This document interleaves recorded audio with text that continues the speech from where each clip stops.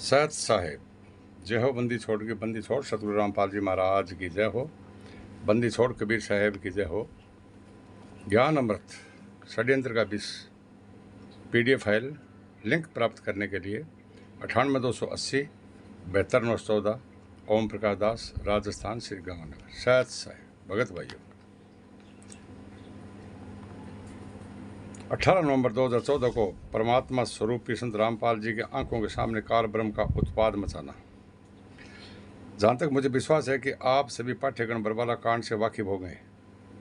इस कांड के कारित होने का मुख्य कारण इस पुस्तक के पीछे के पेजों में विधिवत विवरण दिया जा चुका है, इसलिए पुनः अंकित करना समय का ज़ाया होना होगा।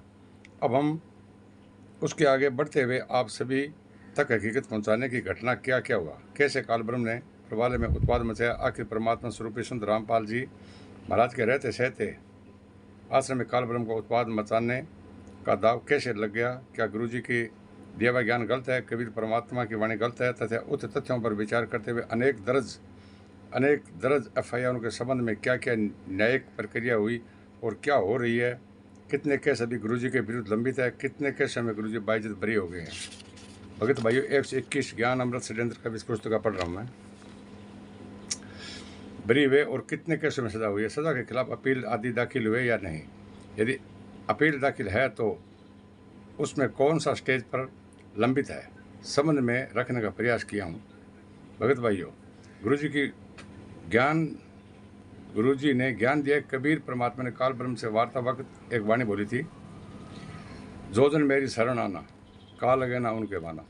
कबीर परमात्मा ने उक्त वाणी से समझाना चाहते हैं कि जो कोई भी पुण्यात्मा अपने सतगुरु के शरण में है और उनके मर्यादा में अधीन रहते हुए उनके प्राप्त सत्य भक्ति करता है, तो उस पर कभी भी काल का कोई कला नहीं चलती और ना ही बाना अर्थात दाव लगती। हमारे सतगुरु देव जी नित्य नियम में हम सभी पुण्यात्माओं को हर रोज़ एक वाणी बुलवाते हैं कि सतगुरु जो चाहे कर ही 14 कोटि यूमदत डर ही।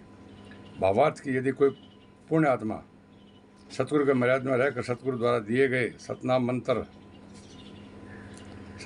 और 14 करोड़ इकट्ठे यम के दूत आमने सामने आ जाते सतनाम मंत्र एक बार के जब से वे सभी यम के दूत डरकर भाग जाते हैं। भगत भाइयों, इतनी ताकत सतनाम मंत्र में गुरु जी यहाँ तक बताए कि यमदूत की कौन कहे, यदि काल ब्रह्म भी सामने आ जाए तो इस मंत्र का एक मात्र बार जब से काल ब्रह्म बदहोश होकर डरकर भाग जाता है। सतगुरु द्वारा दिए गए उपरोक्त ज्ञान के तनिक भी गलत होने का गुंजाइश नहीं है, मगर उपरोक्त वाणी तभी सत्य सिद्ध होगा जब सतगुरु के मर्यादा निभाई जाए।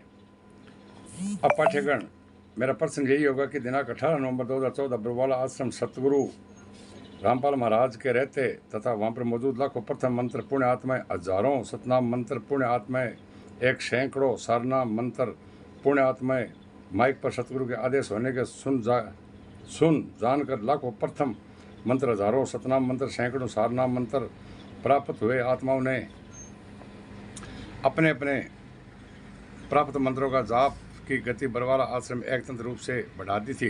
फिर भी काल ब्रह्म दूतों ने ऐसा उत्पाद मचाया कि 6 लोगों की मृत्यु का दोषी हमारे सतगुरु देव जी के सिर पर चढ़ा दिया। आखिर ऐसा क्या काल ब्रह्म का कैसा बाना अर्थात दाव लगा, दूतों को उत्पाद मचाने का अवसर कैसे लगा, जाप मंत्र कैसे निष्फल अर्थात बेअसर हो गए, जबकि आश्रम के अंदर तीनों मंत्रों का जप एकतंत्र रूप से चल रहा था। क्या मंत्र झूठे हैं? क्या गुरु का ज्ञान झूठा है या गुरुदेव झूठे हैं?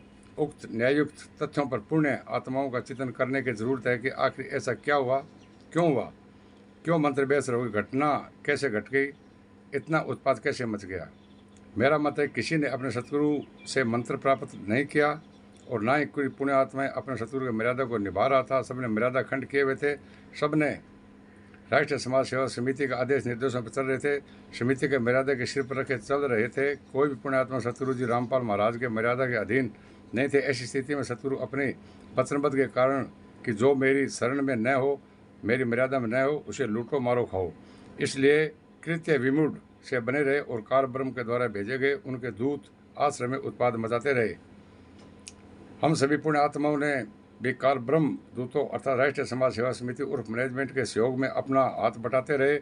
हम सब ने मैनेजमेंट का साथ दिया। गुरु जी का त्याग कर दिया था, मैनेजमेंट को अपना सब कुछ मान लिया था। इसे देख आखिर संत रामपाल महाराज किसके लिए यहाँ रहे, किसको अपनी शरण में कहे।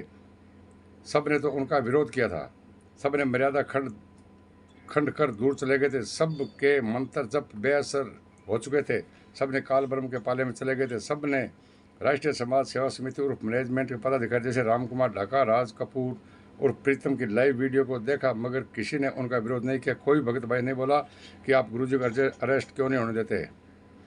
ऐसा किया कि उसके लाइव वीडियो के प्रत्यक्ष बयान दिया कि यदि संत रामपाल महाराज स्वयं 17 तारीख तो क्या इसके आगे भी किसी तारीख पर न्यायालय में जाना चाहेंगे तो नहीं जाने देंगे। ये हमने आज निर्णय लिया है।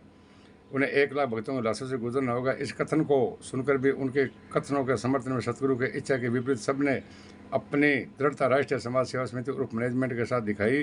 किसी ने अपने सतगुरु के दिए ज्ञान को अमल में नहीं लिया, अहिंसा को न अपनाकर काल ब्रह्म के हिंसक दूतों का समर्थन किया। परिणाम मत काल ब्रह्म ने ऐसा भयंकर उत्पाद मचाया कि बरवाला आश्रम में दिनांक 18 नवंबर 2014 घटित घटना ने पूरे विश्व संत रामपाल महाराज जी के अहिंसा के विपरीत हिंसा का इतिहास रच दिया।